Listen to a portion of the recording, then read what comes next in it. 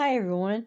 It's July 2nd and on Sunday, and I thought I'd get a hold of you and talk to you a little bit about some subjects about DID. Today, we're going to talk about grief.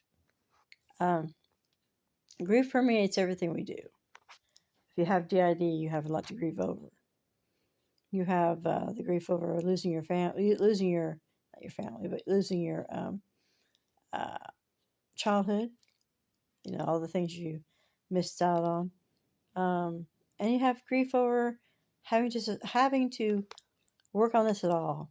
Nobody wants to work on DID. It's hard, and it's not fair, is it? That we are the ones who are paying for what someone else did. It doesn't make sense. However, it is what it is, and the grieving process will go on until you have some kind of closure. I know it took me years, decades, to get to this point where I'm not grieving anymore. I mean, occasionally, but not most. Most of the time, not. Most of the time, I'm pretty happy. But I understand a lot of you out there feel grief, and it's okay. It's part of. I think that's the strongest emotion we have to overcome with DID.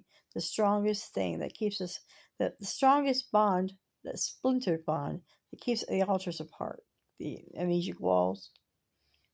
I think mainly those amnesic walls are grief.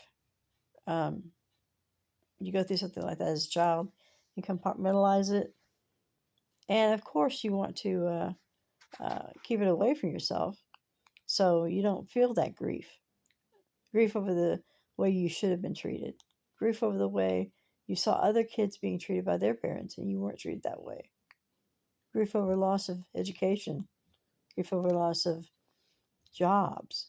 I had a very good job at one time that DID caught. It cost me dearly. I spent decades getting over this. And sometimes I grieve over the fact that I never got anywhere in life, you know. And I understand your guys' grief.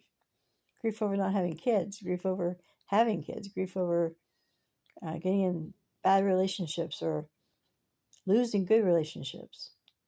There's a lot to grieve with DID. However, you don't have to stay there.